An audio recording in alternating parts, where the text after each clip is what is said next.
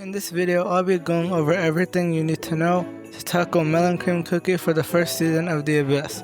So without further ado, let's jump right in.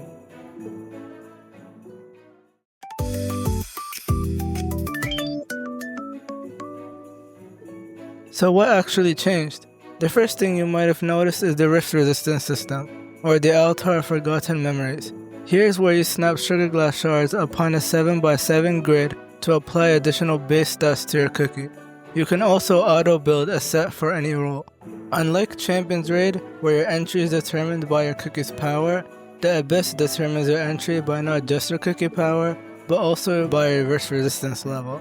Not meeting the recommended rift resistance level can apply a debuff to your cookie during a raid. So by now you must have been wondering about the function of these two keys laying around. This key is called the Liberation Key. It is obtainable through the Abyss dungeons along with sugar glass shards, which I'll cover later in this video. Liberation keys are spent in the Altar of Forgotten Memories to randomly unlock a tile to expand your rift resistance build. This is a lustrous liberation key. This can be used to unlock any tile of your choice.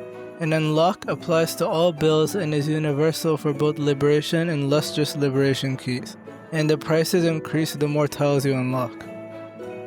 You can break down sugar glass shards for a currency called sugar glass powder, which can be used to craft sugar glass shards of your choice.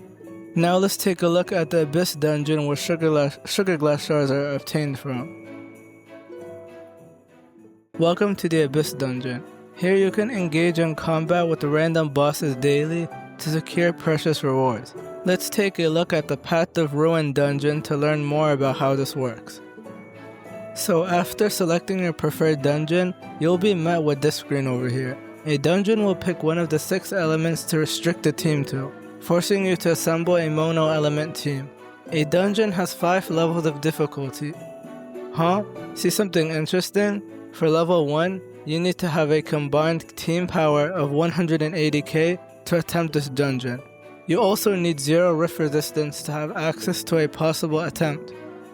This also applies to the recommended rift resistance level as well. The dungeon looks for the total rift resistance from all of your cookies combined. Let's take a look at the rewards, shall we? Interesting. For this dungeon, I might have the chance to get some unprocessed Seasonite core, which I'll explain later. As you can see, we can also get some sugar glass shards and a guaranteed liberation key. Note that the rewards obtained from the Abyss dungeons and the probability of obtaining them varies heavily by difficulty level. Unique sugar glass shards, for example, are only obtainable by chance at level 5 clearance. Great, so what is Seasonite? See here that right beside the workshop we have the magic workshop. This is where you'll try your luck to process high tier Seasonite and use it to clear Abyss raids. Let's take a look. So first, you'll see 2 options on the screen. Seasonite processing and the fragment exchange. Let's process some Seasonite. What am I seeing here? So here, you can process Seasonite that you've obtained from the Abyss dungeons to attempt to achieve a high grade Seasonite. The chances are absolutely low, but at least it's worth a try. You'll get a guaranteed rare Seasonite for your attempt, but always aim higher. Seasonite can be equipped on a cookie for extra buffs and an increase the power level. Seasonite is applied to every endgame mode, but limited in ranked game modes that don't accept cookie builds. At the Fragment Exchange, you can exchange your Seasonite shards for unprocessed high-grade Seasonite ores, top-grade Seasonite ores, and a super epic Seasonite choice chest. Seasonite shards are obtainable through the Abyss dungeon and Abyss raids. So with all of the upgrades out of the way, let's take a look at the spotlight of today's video, the Abyss raids. Welcome to the Abyss raid. Here you'll take part in combat against the one and only Melon Cream Cookie. There are 4 difficulties in Abyss raids: Normal, Hard, Hell, and Challenge. Normal mode is by far the easiest one yet, requiring no rift resistance for an attempt and only needing a cookie power minimum of 85k. Normal and Hard difficulties allow you to play in single player mode, while Hell and Challenge require a multiplayer team of 4. Based on the difficulty of the raid you're in, for multiplayer, you'll be locked to a specific amount of revives for the entire team. 5 revives for Normal and Hard, and 3 revives for Hell, with 0 revives for Challenge. You'll be able to obtain a free skin for a cookie each season for completing Hell mode. So that was the complete guide to Abyss Raids. Now here are some tips that I recommend you apply to your Abyss Raid gameplay and Rift Resistance builds. Stay alive for as long as you can. The attack sequences are no joke, especially when it comes to Phase 3, when Melon Cream reaches peak fury. If you're playing as a support, focus on aiding your teammates instead of dealing damage, cause that's your speciality and reason for the current attempt. If you're playing DPS, then focus on dealing damage and dodging. You are the base for the team, and you're the one who deals the damage. If you're playing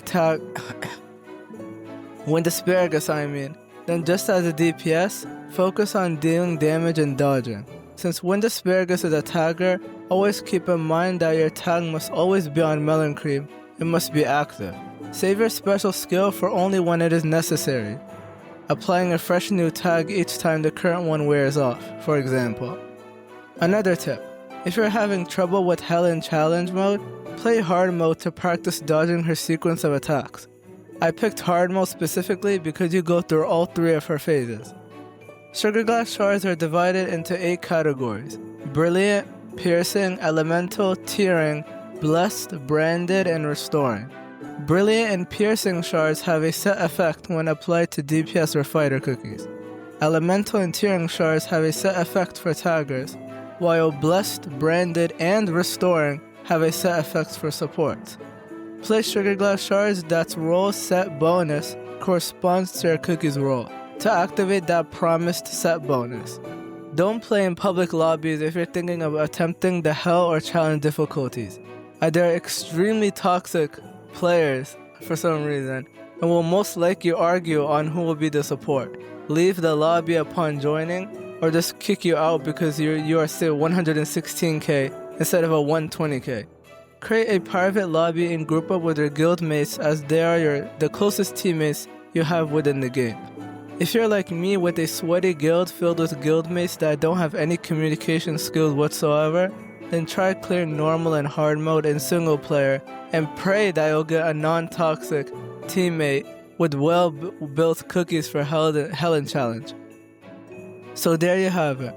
I know it feels like a lot between the Sugar Glass shards, the Seasonite processing, and trying not to get kicked out from a Hell mode lobby, but once you get into the rhythm of the Abyss, it actually starts to make sense.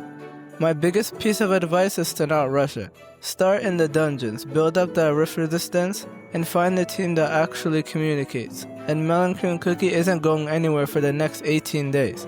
If you found this guide helpful, you know where to find me. Consider supporting me with a love and a note down below. Again, have a happy new year, and see ya!